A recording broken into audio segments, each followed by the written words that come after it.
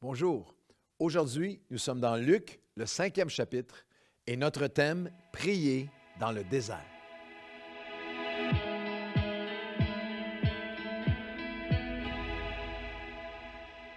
Le thème aujourd'hui, c'est Prier dans le désert. C'est un chapitre rempli de miraculeux, avec des guérisons, avec des actions surnaturelles, une pêche surnaturelle qu'on va regarder dans un instant. Mais au cœur de ce chapitre, il y a ce verset de quelques mots qui parlent de Jésus, mais qui sont tellement puissants, tellement profonds. À Luc chapitre 5 et au verset 16, « Et lui, il se retirait dans le désert et il priait. » Nous avons tous des saisons de désert. Nous traversons tous des déserts spirituels, émotionnels, relationnels. Bien sûr que la pandémie a été une saison de désert à toutes sortes d'égards. Nous traversons tous des saisons de désert aussi dans nos cœurs, dans nos âmes, spirituellement. Et dans nos déserts, il y a toutes sortes, lorsqu'on se retire dans un désert, on se retrouve retiré dans le désert, bien souvent involontairement, mais on se retrouve dans le désert, on peut se retirer pour faire toutes sortes de choses dans le désert lorsqu'on le traverse durement. Nous pouvons nous retirer pour nous isoler. Commencer à laisser nos pensées vagabonder. Nous pouvons parfois dans le désert, lorsqu'on traverse des pires déserts, parce qu'il peut y avoir des déserts de deuil, de défaite, de découragement, de maladie, des déserts de solitude, de déception. Lorsque nous nous retirons dans les déserts, ça peut être pour nous isoler.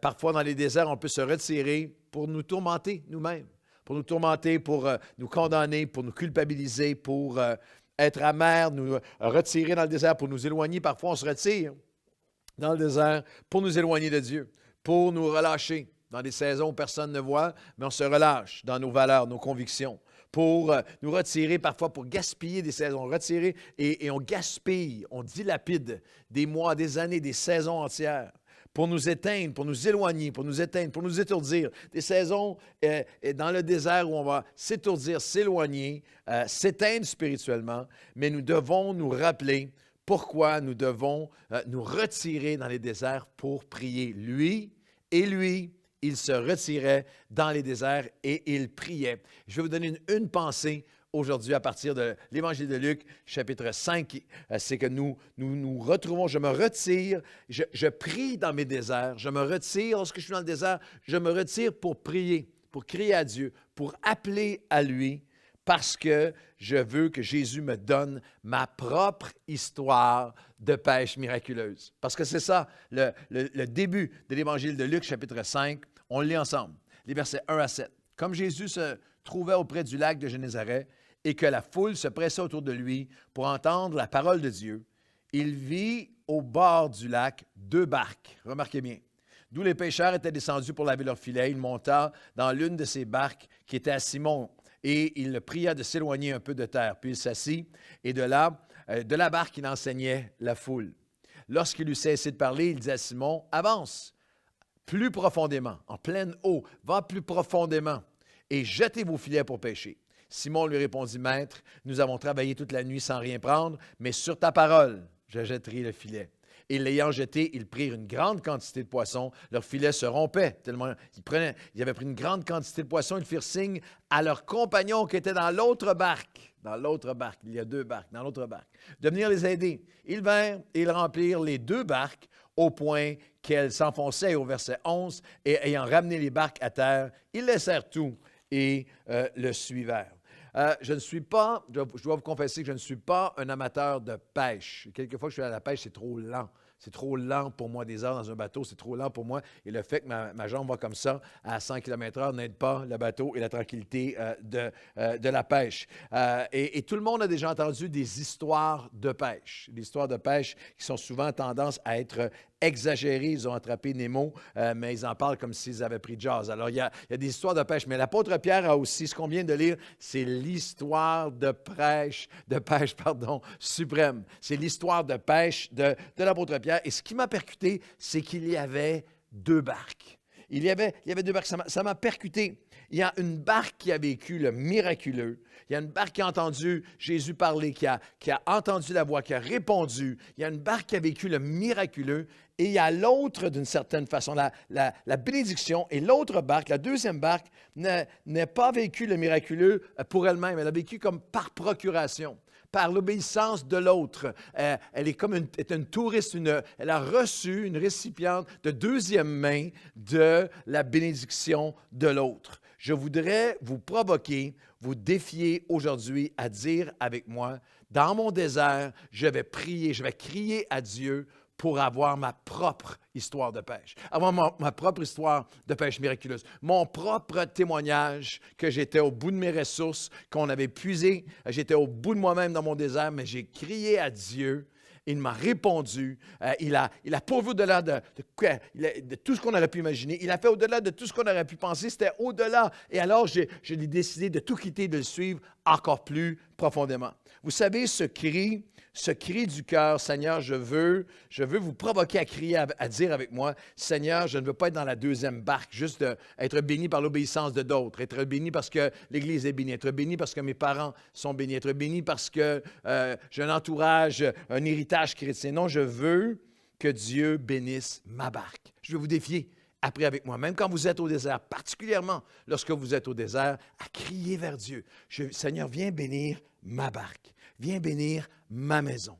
Viens bénir ma famille. Viens bénir mes enfants. Viens bénir mon entreprise. Viens bénir mon service pour toi, ma vie, mon cœur pour toi, mon cœur. Je ne veux plus seulement raconter l'histoire de la bénédiction de l'autre ou me réjouir de l'autre. Et vous savez que cette espèce de cri qui n'est pas du tout dans l'envie ou la jalousie ou l'ingratitude pour ce que Dieu fait ailleurs ou hier, mais une nouvelle vie depuis 28 ans ici au Québec. Le Québec qui est connu pour toutes ses rationalisations et ses excuses pourquoi Dieu ne peut pas faire ici ce qu'il fait ailleurs ou ce qu'il fait hier dans le premier message que j'ai apporté à Nouvelle Vie il y a 28 ans. Et depuis 28 ans, il y a un cri fondateur à l'Église Nouvelle Vie. Seigneur, merci pour ce que tu as fait hier, les grands réveils du passé. Merci pour ce que tu fais ailleurs. Mais nous sommes ici. Nous sommes aujourd'hui. Viens bénir ma barque. Même dans mon désert, il se retirait dans lui. Il se retirait dans les déserts et il priait. Toi, moi, qu'est-ce qui va être dit de moi? Qu'est-ce qui va être dit de toi lorsque je traverse mon désert? Est-ce que je vais crier à Dieu pour dire, aujourd'hui, Seigneur, viens dans ma vie. Je ne veux plus raconter ou seulement écouter les histoires miraculeuses des autres. Je veux plus qu'être béni par l'obéissance d'un autre. Je veux, moi, aller plus profondément. Je veux, moi, entendre ta voix. Je veux, moi, lancer mes filets à nouveau. Je veux, moi, être émerveillé par ta réponse à ma prière alors que je suis au désert. Dans le livre de Osée, chapitre 2, le Seigneur dira même qu'il veut utiliser. Jésus nous donne un modèle et lui, lorsqu'il était au désert, il se retirait, pas pour bouder, pas se retirer pour maugréer, se retirer pour s'isoler, se retirer pour être amer, se retirer pour s'éloigner ou se refroidir. Non, il se retirait dans les déserts pour prier. Et dans Osée chapitre 2, versets 16 à 18, c'est pourquoi je veux l'attirer et la conduire au désert. Dieu parle de son peuple. Je vais utiliser les saisons de désert dans ta vie et là, je parlerai à ton cœur. Osée, chapitre 2, versets 16 à 18. Là, je lui donnerai, je lui ouvrirai une porte d'espoir au lieu de la vallée des larmes. La vallée d'Achor était la vallée des sanglots, la vallée des larmes. Là, dans ton désert, je vais me révéler à toi. Dans le désert, Dieu veut se révéler à toi. Dans ton désert, il veut, lorsque tu te retires dans le désert et que tu pries, il veut se révéler à toi. Là, au désert, lorsque tu penses qu'il n'y a plus rien, il ne se passe rien. Non, là, au désert, lui, il priait. Là, au désert, c'est pourquoi je veux l'attirer et le conduire au désert. Et là, je parlerai à son cœur. Après toutes ces années, ces 4 décennies et plus à marcher avec Dieu, je connais ce paradoxe puissant que dans mes pires saisons de désert, lorsque je crie à lui, il y a certaines des plus profondes révélations. Fraîche révélation, ma barque à moi, ma propre histoire, mon propre témoignage miraculeux. Là, je parlerai à son cœur, j'ouvrirai une porte d'espoir, et là, il chantera à nouveau. En ce jour-là, dit l'Éternel, tu m'appelleras mon époux et tu ne m'appelleras plus mon maître. Il parle que au désert, lorsque tu vas crier à lui, Il va y avoir une relation plus profonde, une intimité plus profonde, une connaissance de Dieu plus profonde. Au début de l'année 2020, au mois de mars 2020, j'étais dans un temps de jeûne et de prière prolongée, puis on avait tous les plans pour l'année 2020. On avait toute une séquence, on avait un plan très précis, toutes sortes de choses enlignées pour les prochains 12 mois à l'avance. Et dans un temps de prière, dans un temps de recherche et de prière. Et honnêtement, dans un temps alors que la pandémie a commencé à s'annoncer et que brutalement, nous avons été plongés dans, on ne fait plus de réunions, on ne peut plus se réunir, c'est le confinement. C'est une saison de désert à plusieurs égards. Mais Dieu m'a parlé à travers 1 Corinthiens chapitre 15, où l'apôtre Paul était dans l'incertitude. Peut-être séjournerai-je, j'étais séparé des croyants, comme moi, comme on l'était tous. Peut-être séjournerai-je auprès de vous, ou même y passerai-je l'hiver, afin que vous m'accompagniez. Je ne veux pas cette fois, vous voir en passant, mais j'espère demeurer. Il y a toute cette incertitude. Je m'identifiais avec cette incertitude. Tous mes plans sont balancés. On est au désert. Mais l'apôtre Paul, au verset 9, a dit « Mais une porte grande et d'un accès efficace m'est ouverte, et les adversaires sont nombreux. » Et dans mon journal de prière, j'avais écrit, je n'avais aucune idée de ce qui s'en venait, mais j'avais été percuté par la pensée que ça va être une saison, cette prochaine saison, avec la pandémie, on n'avait aucune idée de ce qui se passait. Tout ce qu'on savait, c'est qu'il n'y avait plus de réunions. Il faut aller en ligne, on ne savait même pas comment faire et tout ça. Mais j'ai eu cette parole sur mon cœur au désert, que ça serait, j'avais écrit dans mon journal personnel, dans mon journal de prière, une saison d'incertitude, mais de grand impact. De grand impact. Je ne savais pas comment.